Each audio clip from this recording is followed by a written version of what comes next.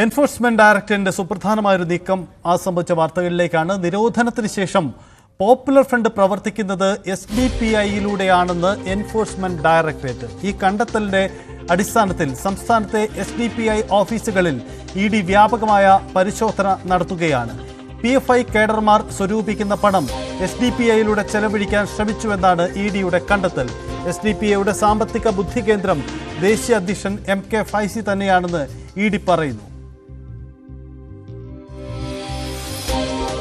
Dani പോളും Dan കുര്യനും ചേരുന്നു. ആദ്യം ഡാനിയിലേക്ക്. Dani, ഇന്നലെ ഇത് സംബന്ധിച്ച് ED വ്യക്തമാക്കുന്ന കാര്യം SDPI-യുടെ എല്ലാ ബാക്ക് ബോണും PFI തന്നെയാണ്. PFI-യുടെ പണമാണ് SDPI കൈകാര്യം ചെയ്യുന്നത്.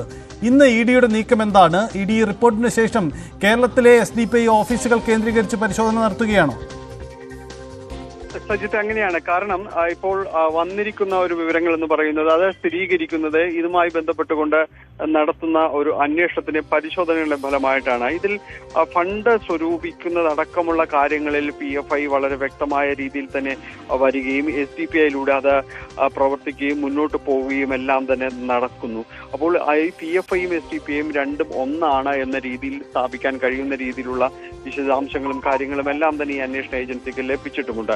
അപ്പോൾ ഈ SDPI-യുടെ ഓഫീസുകളിലാണ് ഇപ്പോൾ സംസ്ഥാന വ്യാപകമായ പരിശോധന നടക്കുന്നത്. കോഴിക്കോടും തിരുവനന്തപുരത്തും റെയ്ഡ് നടക്കുകയും ചെയ്യുന്നുണ്ട്.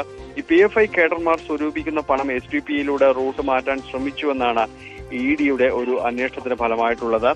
ഹവാല അടക്കമുള്ള മാർഗങ്ങളിലൂടെ രാജ്യവിരുദ്ധമായ പ്രവർത്തനങ്ങൾക്ക് പണം എത്തിച്ചു എന്നത് സ്ഥിരീകരിക്കാൻ കഴിഞ്ഞിട്ടുണ്ട്. കഴിഞ്ഞ കുറെ ദിവസങ്ങളായി ഇത് സംബന്ധിച്ചുള്ള ഒരു അന്വേഷണങ്ങൾ നടക്കുന്നുണ്ട്. അതോടൊപ്പം തന്നെ SDPI-യുടെ അധ്യക്ഷനെ തന്നെ ചോദ്യം ചെയ്യുന്ന MK ഫൈസി അടക്കമുള്ള കാര്യങ്ങൾ ചോദ്യം ചെയ്യുന്നത് പ്രധാനമായും തന്നെ ഈ കള്ളപ്പണം വെളുപ്പിച്ചു എന്നുള്ളത് അത്തരമുള്ള ആക്ഷേപങ്ങളാണ് ചോദ്യം ചെയ്യുന്നത്.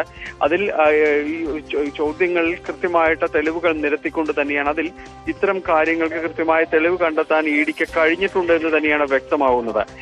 അതിൽ ഏറ്റവും പ്രധാനപ്പെട്ടത് ഹവാല അടക്കമുള്ള മാർഗങ്ങളുടെ രാജ്യവിരുദ്ധ പ്രവർത്തനങ്ങൾക്ക് പണം എത്തിച്ചതായുള്ള ഒരു കണ്ടെത്തലുകൾ തന്നെയാണ്. ഇതിനെ പ്രധാനമായും തന്നെയും ഗൾഫ് രാജ്യങ്ങളിൽ തന്നെയാണ് ഇതിൽ ഒരു കേന്ദ്രീകൃതമായ രീതിയിൽ അത്തരം ഒരു ശ്രമങ്ങൾ നടന്നിരിക്കുന്നത്. സംഘടിതമായ ശ്രമങ്ങൾ അവിടെ നിന്നാണ് ഉണ്ടായിട്ടുള്ളത്.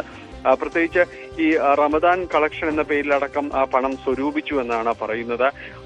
അത് മറ്റൊന്ന് ഈ ഹജ്ജ് തീർത്ഥാടന കാലത്തും ഇന്ത്യക്കാരെ സഹായിക്കാൻ ആ രീതിയിലുള്ള ഒരു പ്രചരണം നടത്തുകയും ഇങ്ങനെ വളരെ വൈകാരികമായിട്ട് തന്നെ ഈ രീതിയിലുള്ള ഫണ്ട് സ്വരൂപണം നടത്തുകയും ചെയ്തിരിക്കുന്നു.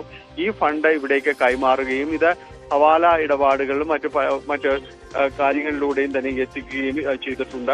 ഇത് രാജ്യവിരുദ്ധ പ്രവർത്തനങ്ങൾക്കടക്കം ഈ പണം ഉപയോഗിച്ചു എന്നെല്ലാമാണ് ED-യുടെ കണ്ടെത്തലായിട്ട് പറഞ്ഞിട്ടുള്ളത്. നിയമസഹായം നൽകുക, അതോടൊപ്പം തന്നെ കമ്മ്യൂണിറ്റി പിന്തുണ എന്നിവയുടെ പേരിലും ഈ വാലറ്റുകൾ വഴിയും ഇന്ത്യയിലേക്ക് ഫണ്ട് എത്തിയിട്ടുണ്ട് എന്നതാണ് ED-യുടെ അന്വേഷണത്തിൽ തെളിയുന്നത്.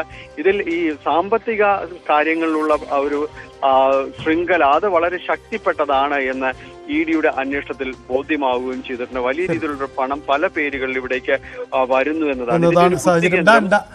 ഡാനിയിലേക്ക് വരാം. ഇപ്പോൾ